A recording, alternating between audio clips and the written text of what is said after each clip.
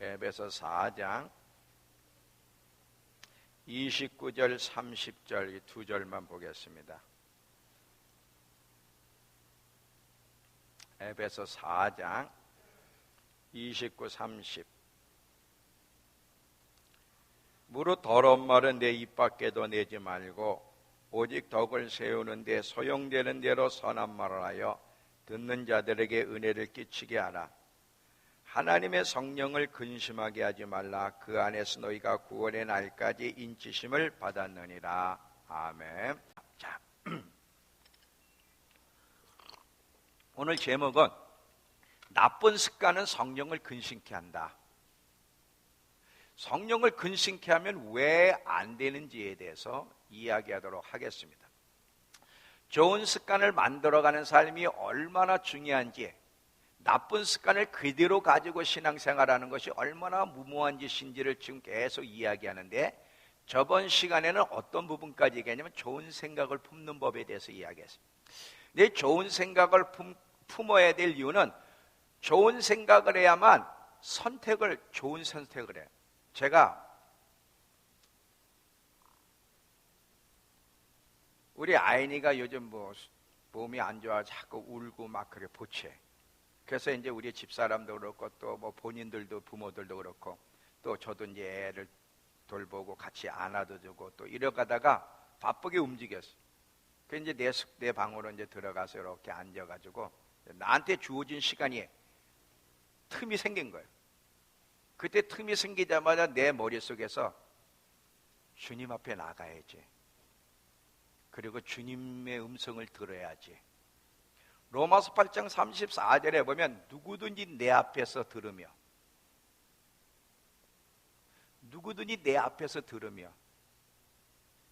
내 문 곁에서 기다리며 문설주 옆에서 기다리는 자가 복이 있나니 그랬어. 주님의 음성을 들어야 되겠다. 주님이 나한테 뭐라고 하시는지. 그러면서 가만히 눈을 감는데 너에게 이런 마음을 준 게 누군지 아니에요. 그래. 사람이 틈을 있으면 뭘 하죠? 틈이 있으면 하나님 음성을 들어야지. 주님 앞에 나가야지. 주님과 교제해야지 하는 사람이 몇 사람이나 될까? 대부분 핸드폰을 만지든지 컴퓨터를 켜든지 사람하고 이야기하지 거의 딴짓을 하지. 주님의 음성을 들어야지 이러는 사람 거의 없을 겁니다. 근데 하나님 죄 속에서 이 지성의 은혜가 임하지 않으면 그런 생각을 할 수가 없다는 거야. 너가 그런 좋은 선택을 한 이유가 뭔지 아니? 사람이 하나님 앞에 최선의 선택을 하려면 좋은 생각을 가져야 되는데 그 좋은 생각을 가지려면 은혜가 지배를 해야 돼. 지성을. 이 지성을 은혜가 지배하게 되면 최선의 선택, 하나님이 기뻐하는 선택을 해. 그러면서 저한테 제 과거를 보게 하셨어요. 매일 극장가 앉아있고 텔레비 보고 앉아있고 그런 내 모습을 보게 해주시면서 네가 어떻게 달라져 있는지, 무엇이 너를 이렇게 만들었는지를 쭉 보면서 그 은혜가 뭔지 쭉 묵상하게 하시는데 너무 감사한 거예요. 순간순간마다 우리는 선택하며 살아가게 되고 그 선택이 인생을 만들어 가는데 어떤 선택을 하며 사느냐가 내 운명을 결정하는데 최선의 선택을 하면 좋겠는데 얼마나 많은 사람이 최선의 선택을 하는가. 그 선택하게 하신 주님께 너무 감사한 거예요. 너무 감사한 거예요.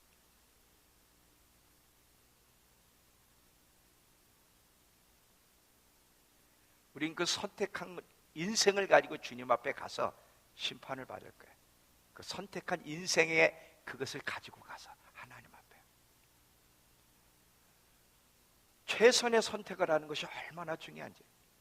그런데 최선의 선택을 하면 좋은 습관을 만들어 가야 되는데 좋은 생각을 품는 법. 근데 좋은 생각을 품으려면 지성의 은혜가 임해야 돼.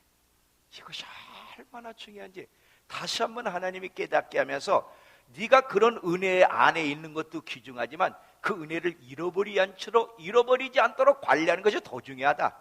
많은 사람에게 내가 그렇게 은혜를 줬는데 오해는 말고 들었어요. 돼지 얘기를 하시더라고요. 개, 돼지들을 깨끗이 닦아주면 어떻게? 금방 더러운 데서 뒹굴러. 우리도 여기 개가 있잖아요. 개 우리 아들이 이렇게 계속 이쁘게 씻겨줘.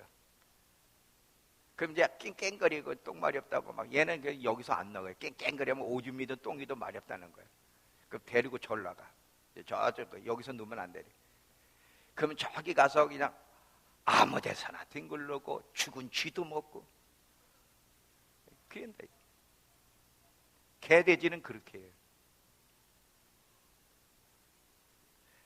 하나님이 깨끗하게 해주시면 또 가서 또 뒹굴르고 또 은혜 주시고 회복시키면 또 가서 더러운 데 가서 뒹굴르고.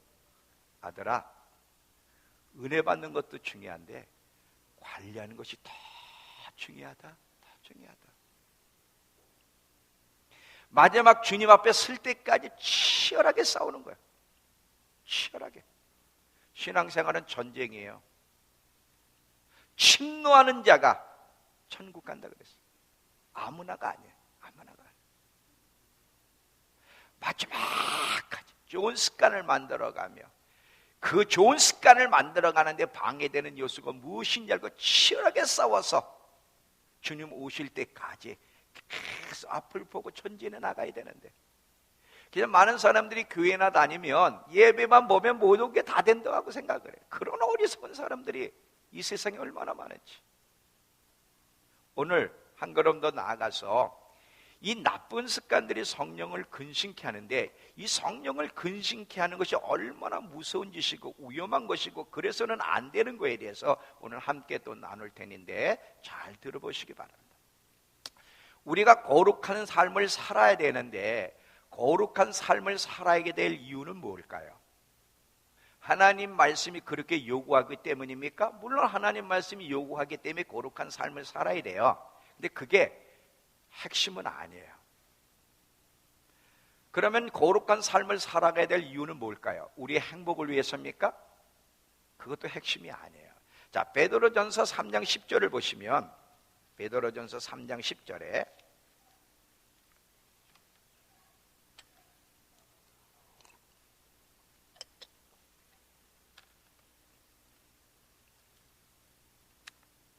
그러므로 생명을 사랑하고 좋은 날 보기를 원하는 자는 혀를 금하여 악한 말을 그치며 입술로 거짓을 말하지 말라. 저 여기 보면 올바른 태도, 거룩한 삶을 살아야 될 이유에 대해서 좋은 날을 보기 원하면 그렇게 살아야 된다는 거예요. 다 필요하지만 이게 근본 목적은 아니라는 거예요. 우리가 하나님 앞에서 거룩한 삶을 살아가야 될 일, 이유는 뭐냐면 우리의 행복이 아니라 하나님 영광을 위해서라는 거예요. 오늘 왜 우리가 거룩한 삶을 살아야 되느냐? 나쁜 습관을 버리고 좋은 습관을 만들어 가야 되냐면, 좋은 습관을 만들어 가지 않으면 성령을 근심케 하기 때문이라는 거예요. 이게 기독교의 핵심이에요. 잘 들어보세요. 세상과 기독교의 차이가 있다면 세상에도 도덕과 윤리가 있어요. 기독교에도 도덕이 있고 세상에도 도덕이 있는데, 세상의 도덕은 기독교에서 많이 따왔어. 그러면 세상에도 도덕이 있고 기독교에도 도덕이 있는데 차이가 있다면 뭔가? 여러분, 세상은 도덕적인 삶을 살라고 호소할 때 그렇게 살지 않으면 하나님을 근심케 하기 때문에 도덕적인 삶을 살아야 한다고 호소하지 않아. 그들은 하나님이 없어. 그들이 호소는 인간에게 호소하는 거야. 인간의 행복을 위해서. 여러분, 우리는 질서 있게 도덕적으로 살아야 됩니다. 그것이 공동체를 유익하게 하고 우리 자신을 유익하게 하는 겁니다. 호소가 사람에게 있어. 기독교는 호소가 사람에게서 출발하지 않아. 하나님께로부터 출발하고 하나님께로 맞춰지는 거예요. 왜 우리가 거룩한 삶을, 왜 우리가 말씀대로 살아야 됩니까? 그렇지 않으면 성령 하나님을 근심케 하기 때문에. 이것이 기독교와 세상의 차이점이고 시금석이에요.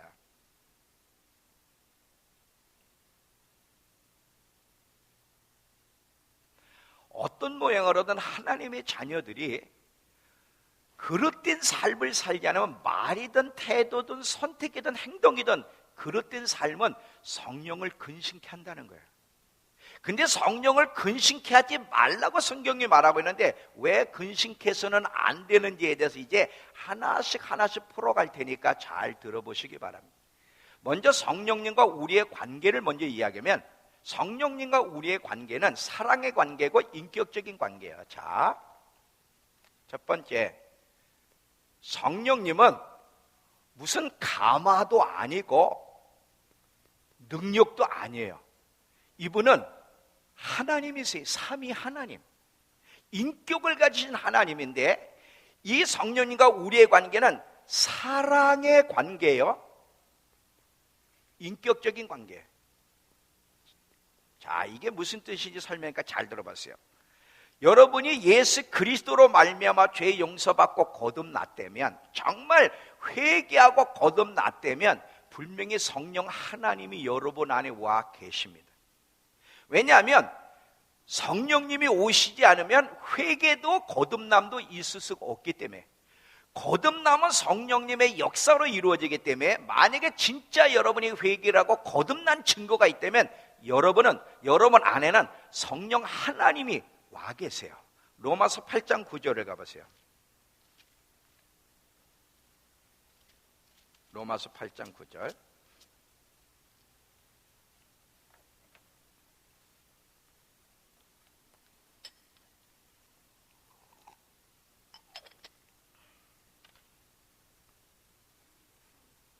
자, 만일 너희 속에 하나님의 영이 거하시면 너희가 육신에 있지 않고 영에 있나니 누구든지 그리스도의 영이 없으면 그리스도의 사람이 될 수 없다. 우리가 정말 거듭나 그리스도인이 되었다면 분명히 우리 안에는 하나님, 성령 하나님이 와 계세요. 성령 하나님이 와 계심으로 말미암아 성령님과 우리는 인격적인 관계, 사랑의 관계를 맺게 되는 거예요. 그런데 잘 들어보세요. 인격적 사랑의 관계에서는 어떤 것들이 나타나냐면 어떤 행동과 태도를 취하냐에 따라서 기쁨을 주거나 슬픔, 분노, 용서의 요소들이 나타난다는 거예요. 잘 보세요. 성령 하나님과 우리가 사랑의 관계, 인격적인 관계를 맺어서 그분이 우리 안에 계세요. 이 인격적인 관계 속에서는 반응들이 나타나게 돼 있어 어떤 태도와 행동을 취하느냐에 따라서 그 관계 속에서 기쁨이 나타날 수도 있지만 슬픔과 아픔과 분노가 나타나게 돼. 이해가 되세요? 자, 조금 더 쉽게 이야기를 할게요. 부모와 자식 간에는 사랑의 관계잖아요. 인격적인 관계인데 자식들이 부모의 마음을 아프게 하거나 그 부모가 원하지 않는 말을 하게 되면 기쁨을 줍니까? 슬픔을 줍니까? 슬픔을 줘요. 부모가 원하는 말과 태도를 취하면 부모에게 기쁨을 갖다 줘. 관계 속에서는 기쁨이든 슬픔이든 분노든 근심이든 이런 것들을 나타내게 되어 있다는 사실이에요. 그러면 인간이 어떤 모양으로 우리 인간은 주위에서 일어난 일에 영향을 받을 수밖에 없어. 그게 사람이든 환경이든 주위에서 일어나는 일에 영향을 받으며 살게 되는데, 다시 말하면 반응을 한단 말이지. 감정이나 생각에, 태도에 반응을 일으키는데 우리가 어떤 반응을 일으키고 어떻게 말하고 생각하고 행동하느냐에 따라서 우리 안에 계신 성령님께 영향을 끼치는데 그분을 기쁘시게도 할 수 있고 반대로 그분을 근심케 진노케도 할 수 있다는 사실이에요. 다시 잘 들어보세요. 관계 속에서는 아무것도 반응을 일으키지 않을 수가 없어요. 기쁨의 마음을 일으킬 수도 있고 근심과 진노의 마음을 일으키기도 해. 그런데 저와 여러분이 우린 반응을 하며 산단 말이죠. 사람과의 관계나 환경 때문에 좋은 영향도 받지만 나쁜 영향도 받아. 나쁜 영향을 받을 때는 말도 거칠어지고 생각도 악하고 행동 태도가 나빠지잖아. 그런데 어떤 행동과 반응을 하느냐에 따라서 우리 안에 계신 성령님은 무관한 게 아니라 영향을 받는데 기뻐하시기도 하지만 근심하며 상심하며 슬퍼하고 분노도 하신다는 거야. 이게 중요한 거야. 여러분이 무슨 말을 하든 무슨 태도를 취하든 안에 계신 성령님 의식도 안 하지만 그분은 아무 반응을 안 할 거라고 생각을 해. 이게 우상이에요. 이게 우상이라고. 어떤 선택을 하든 어떤 말을 하든 어떤 결정을 하든 여러분이 어떤 것을 하든 거기에 성령님이 영향을 있게 돼 있어. 영향을 있게 돼 있어. 이것이 중요한 거야. 어떻게 성령님께 해드리느냐가 우리의 운명이 달렸다는 사실이죠. 중요한 것은 우리 안에 계신 성령님을 우리가 근심케 하고 낙심케 할 수 있는데, 근심케 하고 낙심케 하는 것은 우리의 운명에 불행을 갖다 준다는 사실을 기억하셔야 돼요. 여기서 지금 성령을 근심케 하지 말라 그랬을 때 이 근심이란 말은 무슨 뜻이냐면 단순히 가볍게 마음에 아픔을 주다, 기분 상하게 하다 이런 뜻이 아닌 매우 강한 고통을 표현해. 너무너무 우리가 성령님을 어떤 모양으로든 근심케 하면 너무 강하게 고통을 우리 안에 계신 성령님이 느끼신다는 거야. 예언아, 목사님 쳐다봐. 옳지.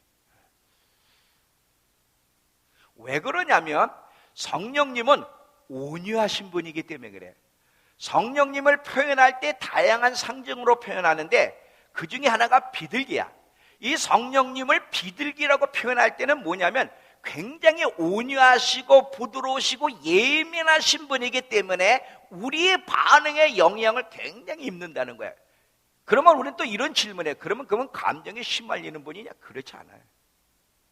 우린 기분에 휘말리는 분이지만 그분은 기분에 휘말리는 게 아니라 당신 백성들의 반응에 따라 그분은 온유하시기 때문에 즐거워하기도 하지만 근심하고 슬퍼하기도 하신다는 거예요. 온유하신 성령님이기 때문에. 그 성령님이 저와 여러분 안에 거하고 계시다는 거야. 여기까지 이해가 되시죠? 이 성령님을 근심케 하지 말라는 거예요. 이 근심은요, 세상 사람들이 근심케 하는 게 아닙니다. 불신자는 성령님을 거역할 수는 있지만 성령님을 근심케 할 수는 없어요. 왜냐하면 이 근심은 어떤 사람만 하냐면 가족관계에 있는 사람, 가정에 속하여 인격적인 관계를 맺은 사람만 근심케 할 수 있는 거야. 세상 사람들은 성령을 거역하지만 성령을 근심케 할 수는 없어. 근심케 하는 사람은 거듭난 하나님의 가족 안에 들어온 하나님 백성만이 성령을 근심케 할 수 있어요.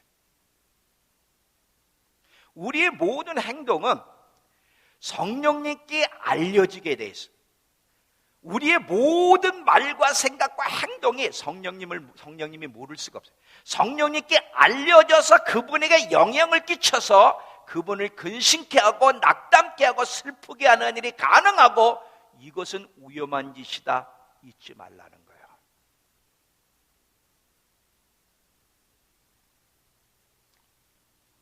그러면 실질적으로 어떻게 반응할 때 성령을 근심케 해드리는가? 두 번째 생각합니다. 어떻게 할 때? 한마디로 거룩한 것이 아닌 모든 것, 하나님의 뜻에서 반대되는 모든 것. 자, 거룩하지 않은 모든 것, 하나님의 뜻에 반하는, 거역하는, 반하는 모든 것. 여기에는 행동도 있고요, 선택도 있고요. 근데 행동과 선택만 하나님을, 성령을 근심케 하는 게 아니라 내면 안에 느끼는 감정도, 말도, 생각도 다 성령께 영향을 끼친다는 거야. 그리고 어떤 영향을 끼치느냐가 우리의 운명을 결정할 거라는 거지.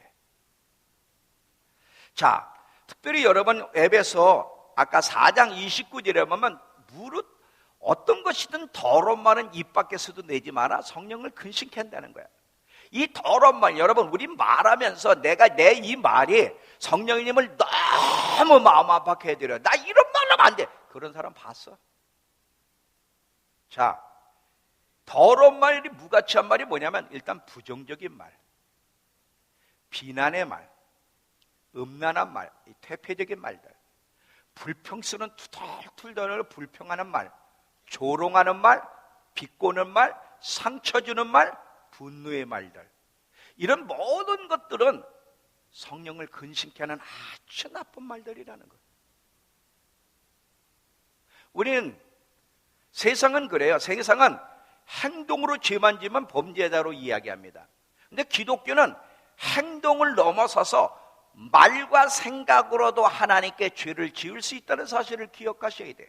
하나님이 기뻐하지 않는 그 생각들, 불순한 생각들도 어떻게 성령을 근심케 하고 하나님이 기뻐하지 않는 감정들이 어떻게 성령을 근심케 해드리는지를 알아야 되는 거예요. 이런 하나님의 뜻에 반한 모든 것들이 바로 성령을 근심케 하는데, 하나님 백성들이 이런 반응을 하게 되면 주님은 너무 고통을 느낀다는 거예요. 여러분 안에 성령님이 여러분의 말과 태도 때문에 고통스러워하는 걸 느껴본 적 있어요?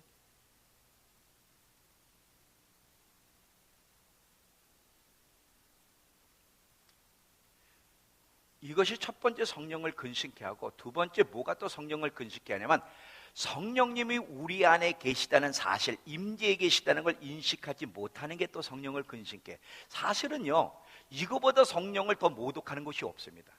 아까 말로 생각과 태도를 통해서도 성령을 근심케 하지만 성령 하나님이 우리 안에 계신데도 인식지 못하는 것은 더 큰 모독을 줘. 자, 예를 드릴게요. 투명인간이란 말 제가 한 번 했는데 기억하세요? 투명인간.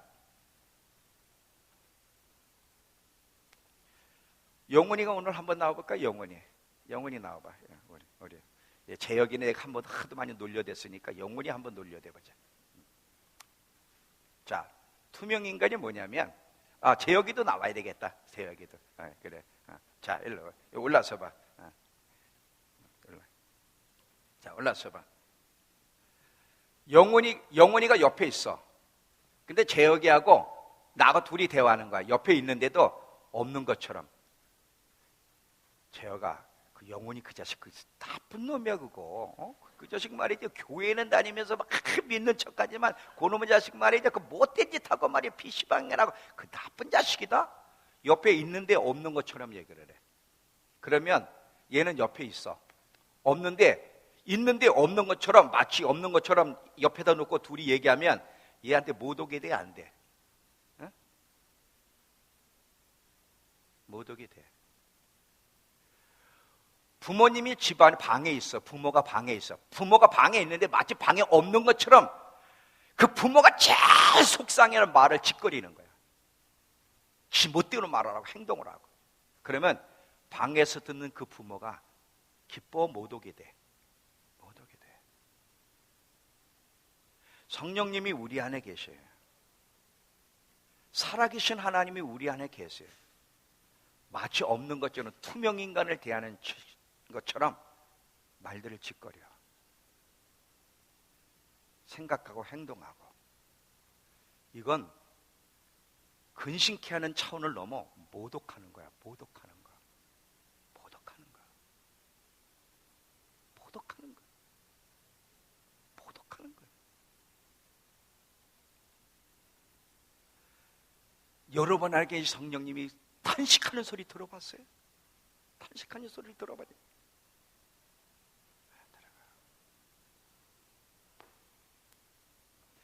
그런 식으로 그리스도인들이 살아가는 거예요. 그런 식으로.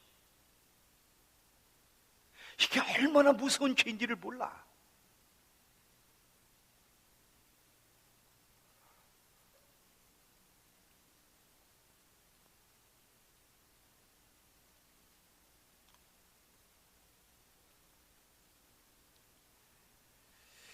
잘 들어보세요. 모세가 왜 가나안 때 못 들어간지 아세요? 하나님 앞에서 말을 짓거렸어요. 망령된 말을 했단 말이지, 투명인간 앞에서 하는 것처럼. 자, 한번 성경을 보겠습니다. 시편 106편 33절.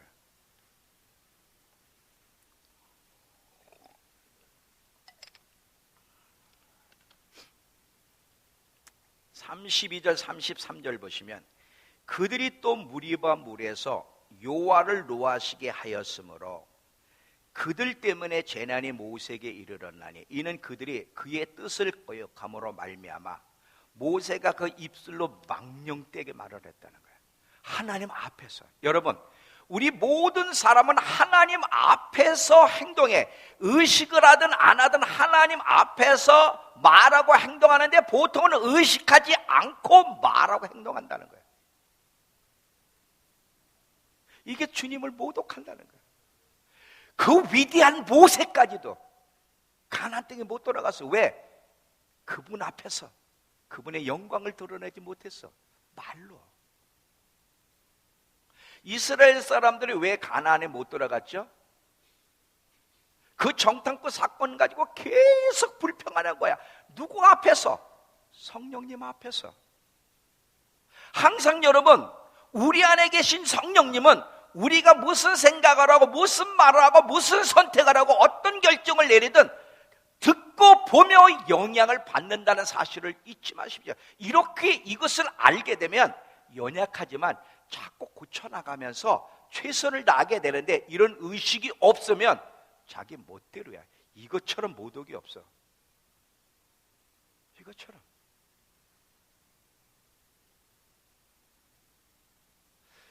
레위기 10장을 가보시면, 이 레위기 10장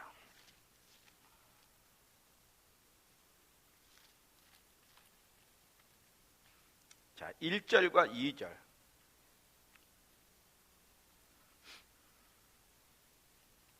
아론의 아들 나답과 아비후가 각기 향로를 가져다가 여호와께서 명하시지 아니하신 다른 불을 담아 여호와 앞에 분향하였더니 불이 여호와 앞에서 나와 그들을 삼키매 그들이 여호와 앞에서 죽은지라.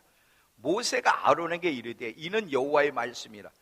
이르시기를 나는 나를 가까이 하는 중에 내 거룩함을 나타내겠고 온 백성 앞에 내 영광을 나타내리라 하셨느니라. 이 나답과 아비후가 하나님이 명하시지 않은 하나님의 뜻에 반대되는 다른 불을 들였을 때 하나님 영광을 드러내지 못했고 하나님의 영광을 드러내지 못해서 죽었다는 거야. 지금 전부 다 무슨 얘기냐면 하나님 앞에서 우리는 살아가는데 많은 사람이 하나님을 의식하지 않고 말하고 행동하게 될 때 이것이 얼마나 무서운가 가르쳐주는 거예요. 우리가 연약한 건 사실이에요. 근데 너무나 하나님을 두려워하지 않고 살아가. 근데 무엇을 근거로 이렇게 담대할까? 여러분 질문할게요. 무엇을 근거로 이렇게 담대하죠? 여러분 무슨 근거로, 무슨 배짱으로 이렇게 담대합니까? 은혜? 믿음? 성경의 이야기를 한번 들어보시기 바랍니다. 고린도후서 5장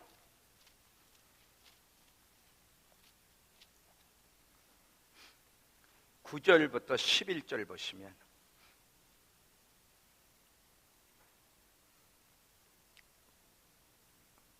그런지 우리는 몸으로 있든지 떠나든지 주를 기쁘시게 하는 자 되기를 힘쓰노라. 이는 우리가 다 반드시 그리스도 심판대 앞에 나타나게 되어 각각 선악간에 그 몸으로 행한 것을 따라 받으려 함이라. 우리는 주의 두려우심을 알므로 너희를 권하노니. 그랬어요. 하나님은 두려워할 줄 아는 두려우신 분이에요. 우리의 모든 행한 대로 갚아주시는 하나님이야. 히브리서 12장 28절.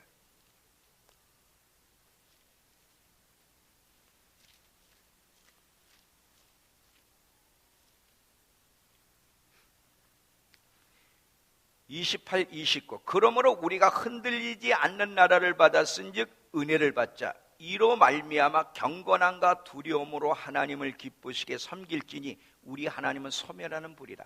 우리가 하나님의 은혜를 힘입어 경건하게 두려움 가운데 살지 않으면 소멸하는 불, 심판을 받는다는 거예요.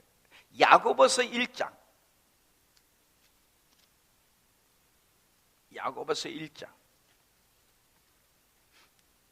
22절.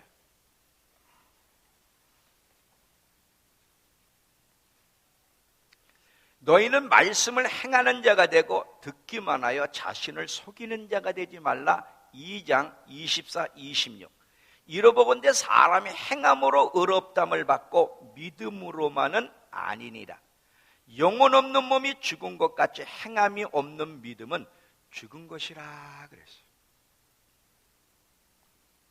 여러분, 성령 하나님을 의식하지 않고 하는 모든 행동들, 그분이 기뻐하지 않는 모든 말과 생각과 행동들은 그분을 근심케 해드리는 거예요.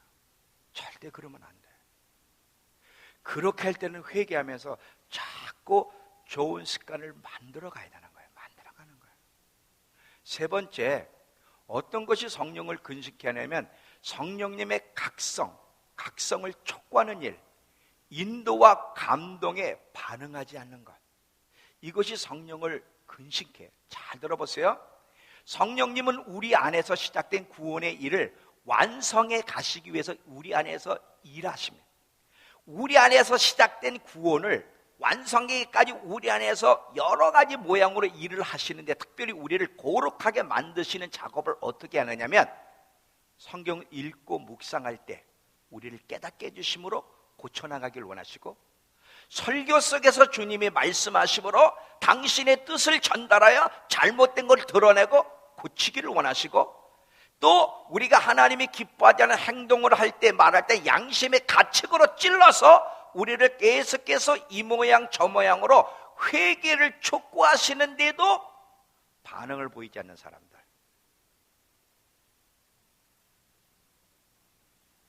이게 성령을 근심케 하는 거야. 이렇게 해라, 그렇게 하지 마라, 계속 지적을 해요. 또 어느 때는 우리에게 감동하시고 인도하시고 제지하심으로 그분의 바람과 그분의 소원과 뜻이 무엇인지를 전달해도 반응을 안 해. 무시를 해버려. 이게 성령을 근심케 하는 거야. 자, 예를 들면, 잘 들어봐요. 예를 드릴게요. 저와 여러분이 정상적인 그리스도인이라면, 깨어있는 사람이라면 우리의 모든 선택과 행동에 대해서 성령님은 반응을 하세요. 평강을 통해서 잘한다고 반응도 하시고, 불편하게 하심으로 잘못한다고 지적도 하세요. 반드시 그렇게 하게 돼 있어. 그게 말이든 감정이든 선택이든 행동이든 생각이든 모든 것에 그렇게 주님은 지적을 해. 그런데 자, 갑자기 뭘 하다가 말씀을 읽고 싶은 감동이 와. 이 말씀을 갑자기 읽고 싶은 감동이 오는 게 지금 성령님이 지적을 하시는 거야. 어느 때는 며칠 동안 성경을 안 읽어서, 아니 한 달 동안 뭐 이래 바쁘고 저래 바쁘다가 성경을 읽질 않, 한 절 읽다가 또 졸고 뭐 이러면서 그냥 지나갔어. 근데 갑자기 어느 날부턴가 성경을 읽지 않고 성경 읽는 걸 소홀히 한 거에 대해서 불편함이 오기 시작하는 거야. 이 지금 성령께서 지금 말씀을 하시는 거야. 너 그거 고치라고. 기도 생활이 소홀히 돼. 하여튼 바빠가지고 뭐 이래 기도 놓치고 저래 기도 놓치고 그러다가 기도 시간도 줄어들고 그러면서 계속 내 안에서 기도하지 않는 거에 대해서 자꾸 불편한 마음이 일어나. 그게 뭐예요? 성령님이 지금 감동하시는 거예요. 지적하시는 거예요. 어떤 사람은 자꾸 예배를 소홀히 드려. 그리고 자꾸 예배를 빼먹어. 여러분, 예배 안 드렸는데도 편안한 사람 손 들어봐. 정직하게 손 들어봐. 주일을 빼먹었는데 마음이 편안한 사람 손 들어봐. 왜 안 들어?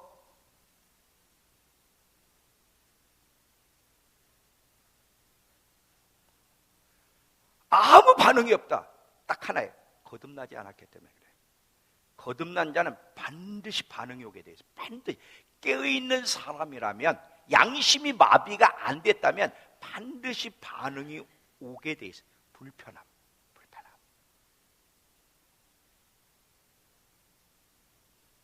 계속해서 우리가 어떤 선택을 해. 잘 들어봐요. 여러분이 어떤 선택과 결정을 할 때 항상 성령님과 우리는 하나로 묶여 있어요. 인격적인 관계로 묶여 있고, 우리의 모든 선택과 결정은 그분에게 영향을 끼치기 때문에 여러분이 어떤 선택과 결정을 할 때 여러분 안에 있는 성령님이 어떤 식으로 여러분에게 반응을 불러일으키는지를 잘 돌아보라 이거야. 평강을 주시는지, 불편함과 껄끄럼과 지적을 주시는지를 보고 반응을 해야 되는데, 안 하면 그 성령을 근심케 해드리는 거야. 근심케 해드리는 거야. 계속 우리 안에서 구원을 완성해 가기 위해서, 거룩함을 이루어가기 위해서 계속 일하시는 그분을 속상하게 해드리지 마십시오. 이해가 되시죠?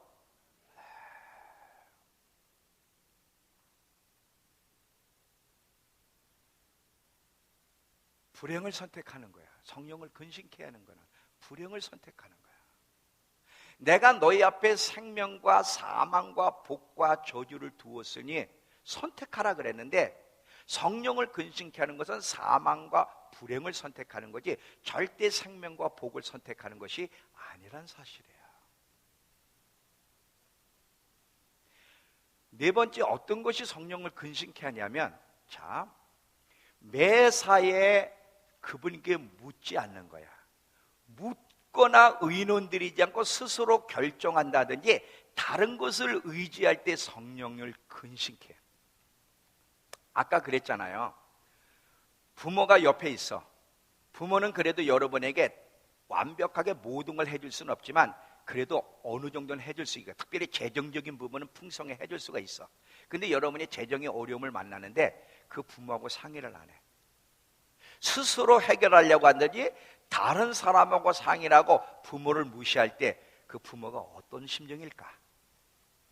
하나님은 모든 것을 다 해결할 수 있어. 질병의 문제에서도 인생에 우리가 어떤 문제를 가지고 있든 모든 것을 해결해 줄 수 있어. 근데 그분하고 의논을 안 해. 질문도 안 하고 무시를 해. 다른 사람하고 의논해. 이게 성령을 얼마나 근심케 하는지 아세요? 자, 눈을 감는 사람은 일어나세요. 일어나세요. 일어나.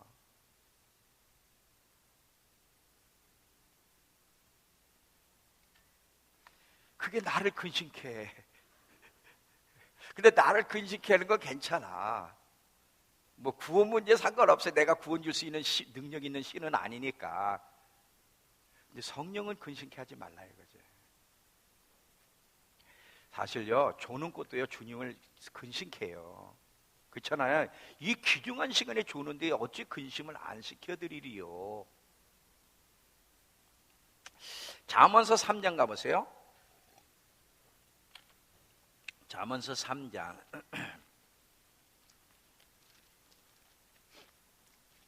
5절부터 보면 5절부터 7절. 너는 마음을 다해 여호와를 의뢰하고 내 명철을 의지하지 말라. 스스로 머리 쓰지 말라. 너는 범사의 그를 인정하라. 그리하면 내 길을 지도하시리라. 스스로 지롭게 여기지 말라. 여호와를 경외하며 악을 떠날지어다. 항상 범사의 그를 인정, 그분을 의식하며 의지하고 의논하라는 거야. 스바냐서 1장 6절. 스바냐는 소선지서에서 소선지서. 스바냐서 1장 6절.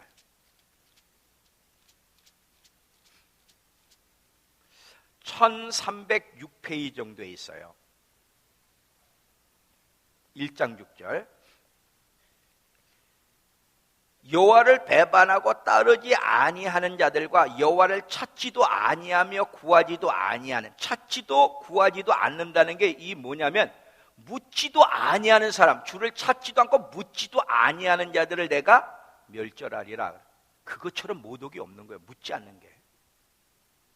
자, 역대상 10장. 역대상 10장.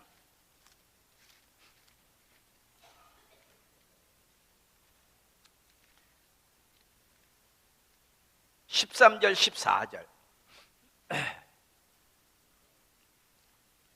사울이 죽은 것은 여호와께 범죄했기 때문이라.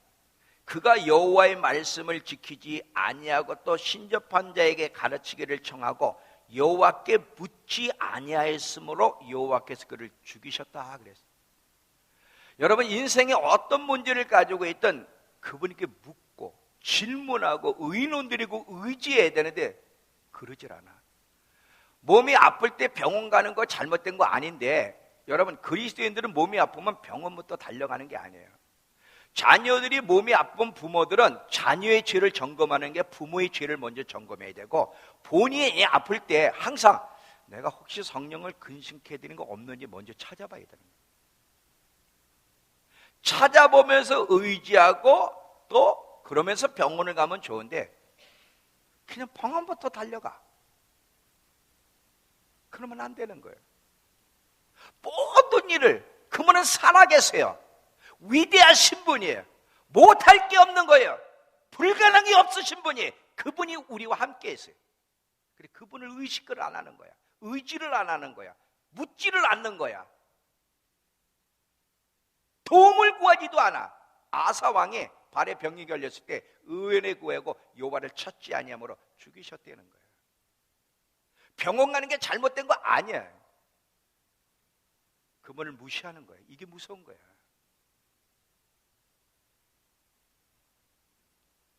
우리 성령을 근심케 해드리면 안 돼.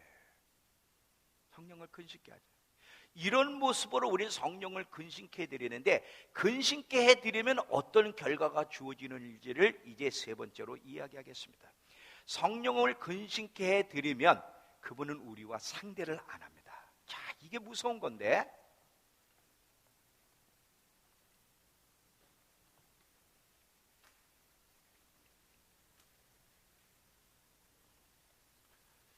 성령님은 우리의 해답이 되세요. 우리 인생에 어떤 문제를 가지고 있든 우리의 인생의 모든 문제를 해결해 줄 수 있는 해답이 되세요. 그분은 우리의 죄도 깨닫게 해주시고, 우리를 교정시키시고, 우리 안에 그리스도의 형상을 이루어가도록 도우시고, 우리 안에서 진리를, 미혹의 시대에 미혹당하지 않고 진리를 이해하고 진리 가운데 살아가게 하시며, 하나님이 어떤 분이시고 예수 그리스도가 누구인지를 알려주시기도 하고, 우리가 병들었을 때 치유해 주시기도 하고, 우리의 인생의 문제를 만나도 우리의 문제를 회복과 축복해 주시는, 우리의 인생에 필요한 모든 것을 해결해 줄 수 있는 분인데, 이분을 근심케 하면 그분이 상대를 안 해. 상대를 하자면 이 모든 것이 주어지지 않아. 한마디로 재앙이야. 재앙. 돈은 벌려요? 많이 벌어봐. 많이 벌어보라고. 많이 벌어봐. 성령을 근심케 해도 돈은 벌릴 수 있어요. 근데 사실 벌리지 말아야 되는데 벌릴 수 있어요. 그건 더 무서운 거야. 더 무서운 거.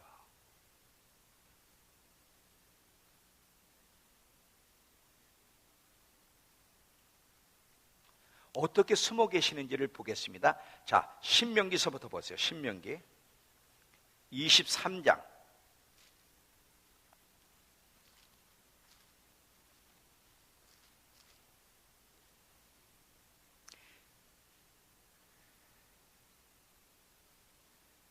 14절. 너는 이는 내 하나님 여호와께서 너를 구원하시고 적군을 내게 넘기시려고 내 진영 중에 행하심이라. 그러므로 내 진영을 거룩하게 하라. 그리하면 내게서 불결한 것을 보시지 아니하므로 너를 떠나지 않는다는 거야. 반대로 내게서 불결한 걸 보면, 내가 너에게서 떠나면 넌 이방인에게 지배를 받을 수밖에 없다는 거지. 30장 31장 17절부터 19절. 내가 그들에게 진노하여, 하나님 백성들이 우상 숭배하고 하나님의 언약을 깨면 이러면, 내가 그들에게 진노하여 그들을 버리며 내 얼굴을 숨겨 그들에게 보이지 않게 할 것인즉, 그들이 상킴을 당하여 허다한 재앙과 환난이 그들에게 임할 때에 그들이 말하기를 이 재앙이 우리에게 내리면 우리 하나님이 우리 가운데 계시지 않는 까닭이 아니냐 할 것이다. 그래. 우리가 하나님의 뜻에서 벗어나면 그분이 얼굴을 숨기고 진노를 하신다는 거야. 역대하 30장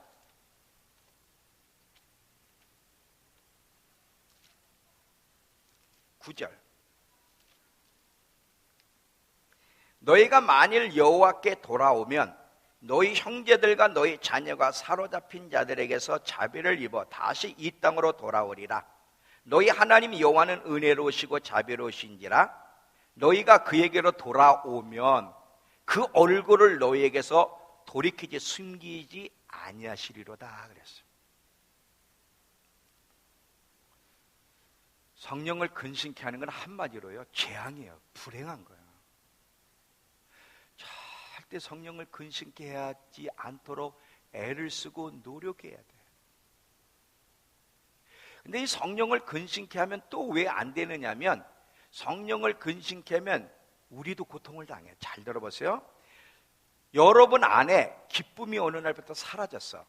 기쁨이 사라지고 계속 여러 가지 이유로 아픔과 문제를 계속 만나고, 그리고 자꾸 슬픔과 눌림과 고통스러운 일을 만나면 상당 부분은 성령을 근심케 한 것과 연관이 있습니다. 예를 하나 드릴게요. 시편 51편 11절 12절. 시편 51편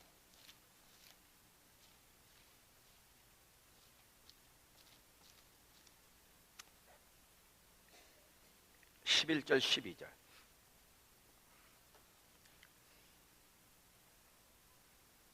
10절부터 읽을게요.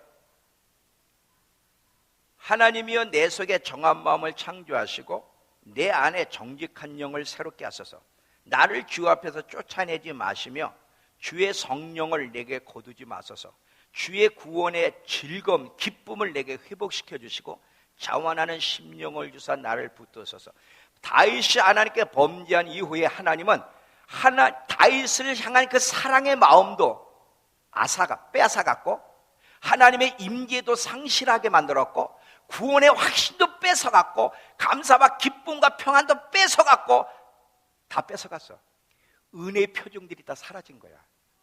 다윗이 그걸 회복시켜달라는 거지.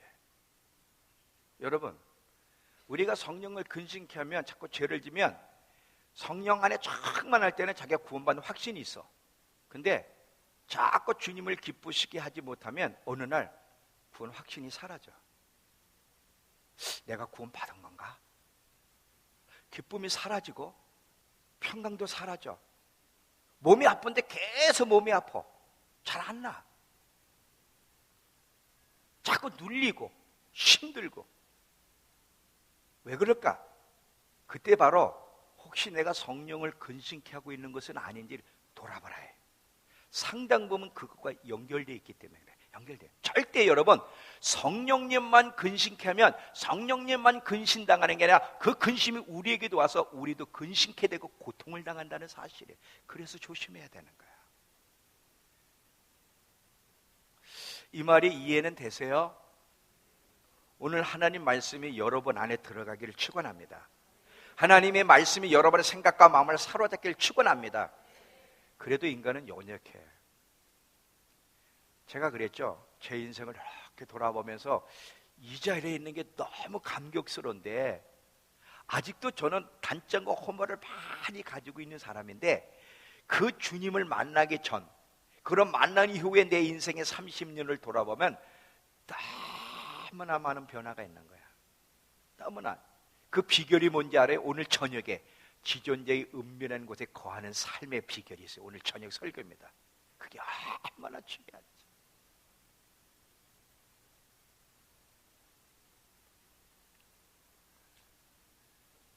사람의 힘으로는 안 돼요. 절대 안 되는 거야. 절대 안 돼. 나도 너무너무나 실패도 많이 해보고 고통도 많이 해다. 오죽하면 죽고 싶었겠어요. 3년 인생 이 생각에서 못 벗어났어. 다 죽고 싶은 생각밖에 없었어. 삶의 의욕이 없었어. 근데 지금 너무 행복해. 너무 즐겁고. 가진 것이 없어도 누가 뭐라 그래도 상관없어. 주님이 나와 함께 가시는 그 느낌, 그 임재의식 때문에, 주님이 주시는 그 기쁨 때문에 주위에 어떤 일이 벌어지든 상관없어요. 기쁨과 즐거움이 있고 평안이 있다 이거지. 이건 세상이 주는 게 아니에요. 하나님만이 주실 수 있어요. 하나님만. 이거를 못 가지면 마지막에 우리 돌아버려요. 스트레스에 미쳐버린다니까.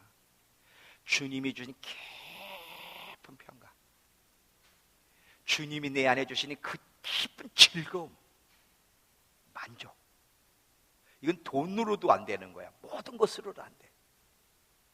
100평 이상의 아파트에서 수영장까지 만들어 수영해도 소용이 없어요. 그거는 절대 안 되는 거예요. 오두막집에 살아도 성령을 근심케 해드리지 않고 그분의 임재 가운데 살아가면 그 오두막집이 천국이 되는 거예요. 오두막집이 천국이 돼요. 거기가. 사람들은 성령을 근심케 하면서도 돈 많이 벌면, 좋은 집에서 살면 행복할 거라고 생각하는 NO! 절대 안 되는 거예요. 절대 안 되는 거예요. 우리 어른들은 다 살아보셨잖아요. 저 혜선이나 이 꼬맹이들은 아니 무슨 말인지 모를지 몰라도 그래도 우리 부모들, 우리 어머니, 할아버지, 어른들은 다 안단 말이지. 그게 다 헛소리인 거를. 안 된다는 거를.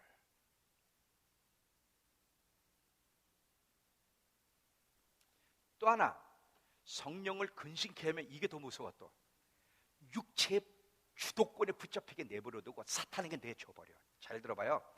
계속 성령을 근심케 하는 기회를 줘. 계속 회개할 기회를. 그럼 말을 안 듣죠? 그러면 육체가 주도하다고 내버려두면 그때부터 육체 노예가 돼서 이제 안 되는 거야. 계속 짜증을 부리고 불평을 하고 화를 내고 하여튼에 하나님이 기뻐하는 반응을 자연스럽게 이렇게 내면서 마귀가 붙잡는 도구가 돼.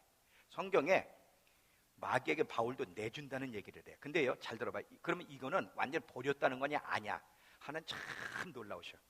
끝까지 기회를 주시는데 마귀에게 내줄 때가 있어요. 내주는 거는 버렸다는 게 아니라 그렇게 해서라도 회개를 시키기 위해서 육체가 주도하고 마귀가 사로잡아 마음껏 끌고 다니려 어느 정도 내버려. 이게 제일 무서운 거야. 자, 한번 성경 보겠습니다. 고린도전서 5장. 고린도전서 5장 1절에서 5절까지. 너희 중에 심지어 음행이 있다는 말을 들으니 그런 음행은 이방인 중에도 없는 것이라. 누가 아버지 아내를 취하였다 하는도다. 그러하고도 너희가 오히려 교만하여져서 어찌하여 통한이 여기지 아니하고 그 일을 행하는 자를 너희 중에서 쫓아내지 아니하느냐. 내가 실로 몸으로는 떠나 있으나 영으로는 함께 있어 거기 있는 것 같이 이런 일 행한 자를 이미 판단하였노라. 주 예수의 이름으로 너희가 내 영과 함께 모여 우리 주 예수의 능력으로 이런 자를 사단에게 내어 주었으니 이는 육신은 멸하고 영은 주 예수의 날에 구원을 받게 하기 위해서 사탄에게 내준다는 거야. 디모데전서 1장 19절에서 20절. 디모데전서, 자, 영상 한번 띄워봐라. 디모데전서 1장 19절에서 20절을 메시지 성경으로 읽을게요. 자, 여기 보세요. 그대도 아는 것처럼 무슨 일이든지 해도 괜찮다고 마음을 놓고 있다가 마음대로 살다가 그 말은 믿음을 망쳐버린 자들이 있다는 거예요. 그 중에 두 사람을 얘기하는데 그 가운데 두 사람이 후메네오와 알렉산더입니다. 나는 그들이 사단에게 넘어가도록 내줘버렸다는 거야. 그것은 아주 지옥 가게 하는 것보다 그들이 하나님을 모독하지 못하도록 한두 가지 교훈을 그 삶에서 배우게 하기 위한 거라는 거예요. 여러분, 성령을 근심케 해드릴 수가 있어요. 그러면 안 되는데 우리 인간이기 때문에. 그런데 들었거든, 배웠거든, 깨닫게 하거든, 감동을 하시거든 고쳐나가면 좋은데 계속 무시를 해, 반응을 안 해. 그러면 육체가 마음대로 하다 내버려둬. 그때 여러분 이제 그때는요 자국도 없어요. 그냥 막 육체 끌려가는 거야. 그러다 사단인데 내버려둬. 그냥 못된 짓을 하면서 다니는 거지. 막 못된 짓. 아무리 얘기해도 핸드폰에서 벗어나지 못하고 계속 야동 보고 못된 짓 하는 거야. 그냥 교회도 안 나오고 내버려둬. 나중에 이제 사탄에게 붙잡혀가지고 질질 끌려다녀. 근데 참 감사하게 그게 버린 증거라면 그 사람은 소망이 없는데 그렇게 해서라도 구원시켜주고 싶으신 이 성령님의 일하시는 방법 중에 하나야. 여기까지 가면 안 돼. 여기까지 가면 안 돼. 여기까지 가면 안 돼. 여기까지 가면 안 돼. 여기까지 가면 안 돼.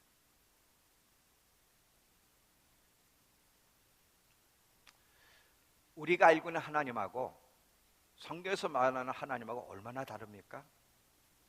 신앙이 뭐냐 이거지.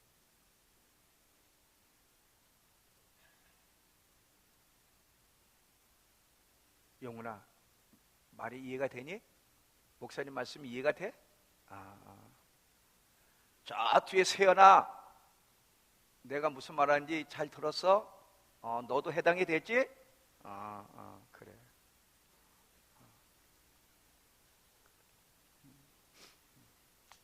웃는 건 좋은데 회개를 하면 좋겠다. 회개를 하면 좋겠다. 자, 이제 결론을 맺을게요. 저도 온전치 못해요. 노력하고 있는 중이에요. 하나님은 우리에게 완벽을 요구하지 않습니다. 어느 누가 완벽해. 근데 좋은 습관을 만들어 가겠다고 결단은 그 자체를 기뻐하시는 거예요. 나쁜 습관은 정말 성령을 근심케 하고 이거는 위험한 거구나. 좋은 습관을 만들어가는 것이 너무 중요하구나. 그러면 성령을 근심케 하는 것들이 무엇인지를 깨달아. 여러분 항상 예면하세요. 말하거나 생각하거나 선택하거나 행동할 때 여러분 안에 계신 하나님이 어떻게 반응하는지 연결되어 있어. 모든 행동은 그분에게 알려지게 돼 있고 그분이 반응하게 돼 있어. 그분이 근심하면, 양심을 찌르면 회개를 하면 돼. 회개를 고치면 되는 거야. 그런데 반응을 안 해. 반드시 반응하게 해야 되는데 안 해. 그건 위험한 거야. 그건 위험한 거야. 그건 위험한 거야. 그건 위험한 거야. 그건 위험한 거야. 위험한 거야.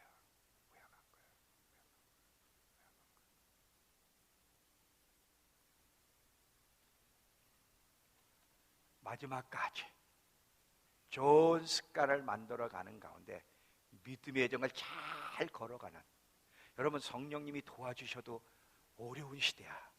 도와주셔도 어려운 시대.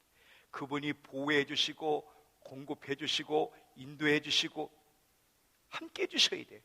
근데 그분이 상대하지 않는다면 혼자서 마지막을 걸어갈 수가 없어. 절대 안 되는 거예요.